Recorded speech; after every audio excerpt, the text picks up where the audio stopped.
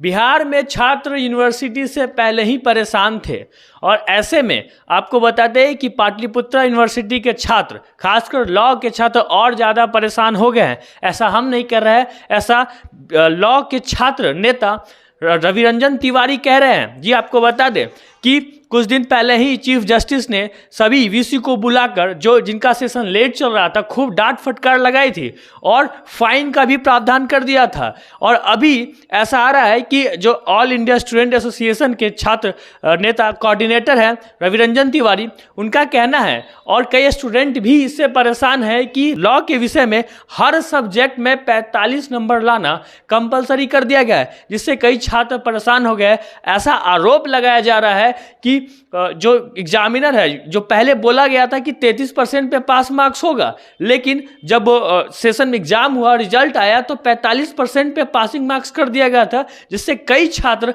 Fail हो चुके हैं एग्जाम में या प्रमोटेड लग चुके हैं। क्या कुछ कह रहे हैं छात्र नेता, हम उनसे सीधा बात करते हैं और समझते हैं कि क्या है मामला। लेकिन बिहार में छात्र पहले सेशन लेट से परेशान थे, अब यूनिवर्सिटी के कारनामे से परेशान है और क्या डिमांड कर रहे हैं वो अब यूनिवर्सिटी से छात्र नेता के मुंह से सुनते हैं। क्या पटना में घर का खाना नहीं मिलता है? मिलता है। अचीवर्स बॉयज हॉस्टल, दीघा आशियाना मोड़, पटना में अगर आप जाएंगे तो घर से भी अच्छा खाना आपको मिलेगा, फ्री वाईफाई मिलेगी और बेहतर कपड़े धोने के लिए वॉशिंग मशीन मिलेंगे, सारी फैसिलिटीज मिलेगी। अभी कॉन्टैक्ट है अचीवर्स बॉयज हॉस्टल, जो सस्ते से सस्ते दामों में और अच्छा से अच्छा खाना, अच्छे से अच्छी फैसिलिटी मिलेगी। नमस्कार, प्रणाम। आप देख रहे हैं सीधे आप तक और हमारे सामने आप देख सकते हैं कि पाटलिपुत्रा यूनिवर्सिटी के लॉ फैकल्टी के कुछ छात्र मौजूद हैं, जिसमें आयशा लॉ फैकल्टी के कोऑर्डिनेटर श्री रविरंजन कुमार तिवारी। और आपका क्या नाम हुआ सर? अमित कुमार महाराज। आप लॉ के किस क्लास में हैं? Final year. फाइनल ईयर में। और आपका क्या नाम हुआ? अभिषेक से। आप किस ईयर में हैं? Third year. थर्ड ईयर में। तो जैसा कि लगातार न्यूज़ से पता चल रहा है और मैंने भी कुछ न्यूज़ बनाया है, अपने चैनल के माध्यम से लोगों तक पहुंचाया है कि पाटलिपुत्रा जो है वो सुचारू रूप से अपना कार्य नहीं कर रही है, छात्रों के जीवन के साथ खिलवाड़ कर रही है। छात्रों से जुड़े हुए बहुत सारे समस्याएं हैं जो कि उसका निवारण अभी तक पाटलिपुत्रा यूनिवर्सिटी के द्वारा नहीं किया गया है। इस संदर्भ पे हमारे साथ लॉ फैकल्टी के छात्र मौजूद है। तो सर्वप्रथम हम श्री रविरंजन कुमार तिवारी जी से कहेंगे कि आप अपनी मांग और अपनी बातों को हमारे सामने, हमारे दर्शक के सामने रखने का कार्य करें। तो रविरंजन जी कहिए। सबसे पहले नमस्कार और सबसे पहले आपके चैनल को जो है बहुत बहुत धन्यवाद। सीधे आप तक हमारे बीच आप खड़ा हैं, छात्रों के लिए हमेशा आप खड़ा रहते हैं। एक्चुअली कहानी ये है कि पाटलिपुत्रा यूनिवर्सिटी जो है 2018 में लॉ क्षेत्र में काम करना शुरू की, उस टाइम से आज तक जो है सही से काम नहीं कर सकी है। वो अपने रास्ते तक जो है वो लगता है कि कोई डाइवर्ट हो जाना, उस तरह से वो डाइवर्ट होती चली आई है। एक्चुअली 2018 में उसको मान्यता मिला, मान्यता तो 2020 में मिला, लेकिन वो कहा जाता है कि 2018 में मान्यता मिला और 2018 सेशन से ही लॉ चल रहा है।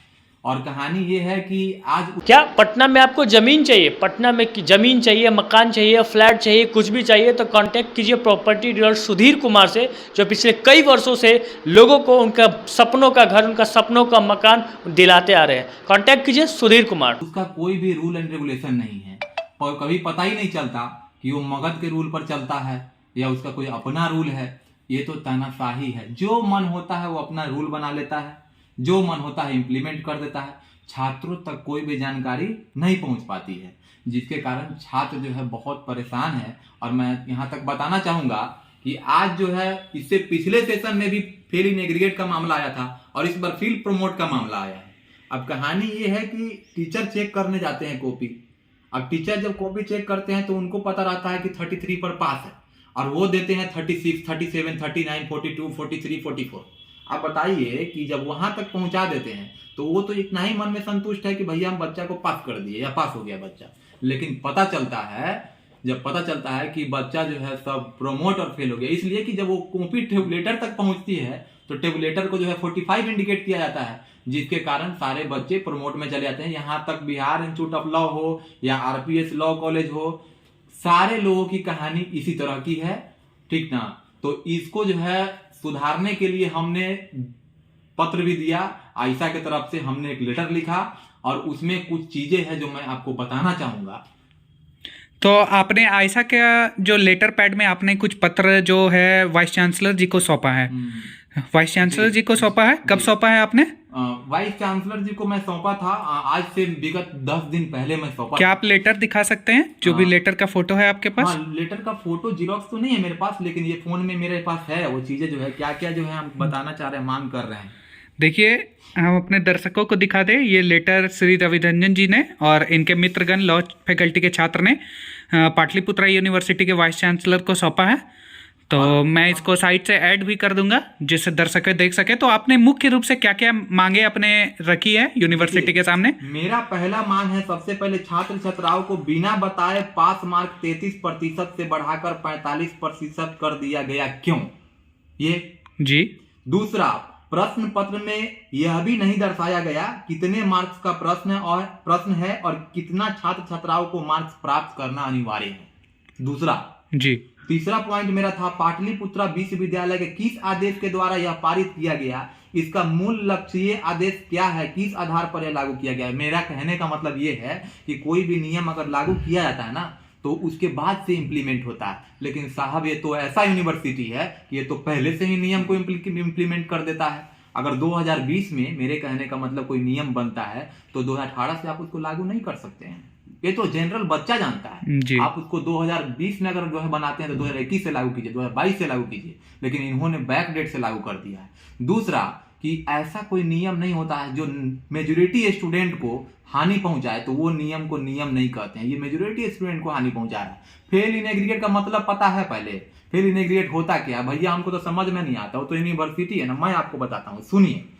नियम बोलता है कि इंडिविजुअल जो होता है ना, इंडिविजुअल में चाहिए हमको 33, किसी में आ गया, किसी में 70 भी आ सकता है, किसी में 90 भी आ गया, टोटल जोड़ के ना उसको भागा दीजिए और 45% अगर आ जाता है उसको बोला जाता है कि हाँ ये 45% मार्क्स है। इन लोगों को चाहिए कि हर सब्जेक्ट में इंडिविजुअल 45% मार्क्स चाहिए। भैया हम तो गए वाइस चांसलर साहब से बात करने के लिए, मुझे बहुत दुख है इस बात का, उनके बारे में मैं बुराई नहीं कर रहा, लेकिन उतने बड़े जो है साहब है, मैं सिर्फ इतना बोला कि सर इस तरह का जो है कहानी है, मैं उनको बताया। वो तो हमको लगता है कि उन्हें भी लॉ से ज्यादा कुछ जुड़ाव नहीं है अभी तक, उनको अवगत कराना होगा। अब बताइए, वो कह रहे हैं अगर 45 नहीं आया उसका डिग्री तुम्हारा वैलिड खत्म हो जाएगा तो क्या करोगे? मैं सिर्फ साहब आपसे पूछना चाहता हूँ, ठीक है आप सही बोले, डिग्री मेरा खत्म हो जाएगा तो मगध यूनिवर्सिटी का जो है उसका भी तो 33 है, 33 पे रूल चलता है पास, तो उसका भी खत्म कर दीजिए। ठीक है चलिए मगध का छोड़िए। अरे भैया आप वहीं देखिए ना अमेठी का हाल, अमेठी का क्या हाल है, 32 ही पर पास है। भैया एक बात बताइए, बार काउंसिल का एक गो रूल होता है ना कि बार काउंसिल का आपके लिए अलग रूल, उसके लिए अलग रूल, उसके लिए अलग रूल, ये तो डिस्क्रिमिनेशन हो गया।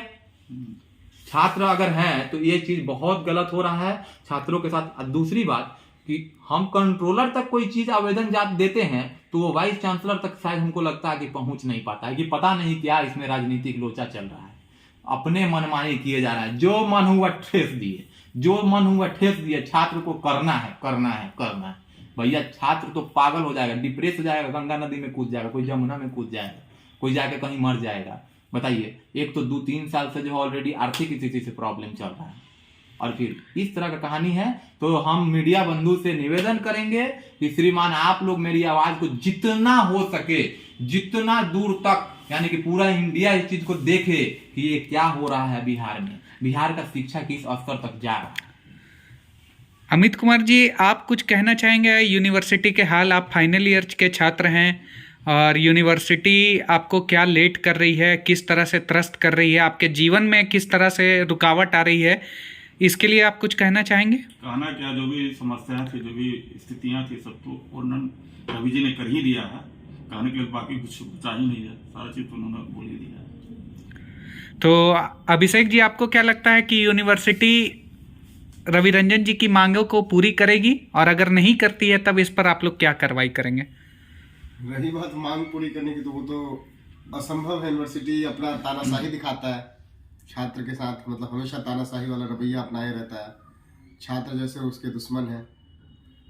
अगर यूनिवर्सिटी आपकी मांगों को पूरी नहीं करती है तब आप क्या कार्रवाई करेंगे, क्या कदम उठाएंगे? डिप्रेस्ड है, हमारे कॉलेज में जितने भी क्लासमेट्स वगैरह डिप्रेस्ड है, ऐसा लग रहा है सुसाइड कब कर लेंगे, क्या कर लेंगे। हम लोग समझाते हैं, दिन भर रोता है फोन करके, क्या किया जाए। कोई भी अगर सुसाइड करता है उसके जिम्मेदार कंट्रोलर और वीसी होंगे। कितनी बच्चियां रो रही बुरा हाल हो तो मतलब ऐसे ऐसे मतलब हाल है कि आप देख लीजिएगा तो आपका मतलब कलेजा पिघल जाएगा। वो सुसाइड किसी भी टाइम कर लिए तो उसका जिम्मेदार वीसी और कंट्रोलर होगा।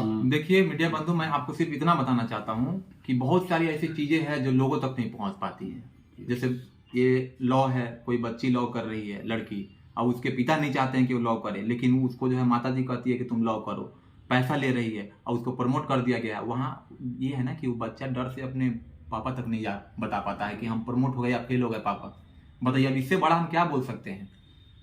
ये इस तरह का कहानी जा रहा है। तो कुछ इस प्रकार से लॉ के छात्रों ने अपनी बात रखी। यूनिवर्सिटी एक तरह की ठेला हो गई है, जिसको ठेलिए तब चलेगी, ठेलना बंद कर दीजिए तो रुक जाएगी। ये first division, second division, third division वाला भी मांग हम रखे हुए हैं इसमें कि भैया फर्स्ट डिवीजन, सेकंड डिवीजन और थर्ड डिवीजन तक आप रखिए, क्यों नहीं रखते? तो हम माननीय मुख्यमंत्री जी से यही कहेंगे कि अपना नज़र पार्क और रोड के तरफ से हटाकर एक शिक्षा के तरफ भी रखिए। बिहार में शिक्षा का बुरा हाल होते जा रहा है। और आप सभी श्रोतागण को बहुत बहुत धन्यवाद। आप देख रहे हैं सीधे आप तक, कैमरामैन राम के साथ। नमस्कार। तो आपने सुना छात्र नेता को कि क्या डिमांड कर रहे हैं। वो चाह रहे हैं कि इनको वापस लिया जाए या इसे विधिवत लाया जाए। ये आरोप भी लगा रहे हैं कि जो यूनिवर्सिटी है वो कॉलेज की राय विचार विमर्श नहीं लिया है, जिसके वजह से काफ़ी परेशानी झेलना पड़ रहा है। क्या लगता है आपको, कमेंट बॉक्स में करके बताएं। फिर मिलेंगे किसी और एपिसोड में, तब तक के लिए जय हिंद।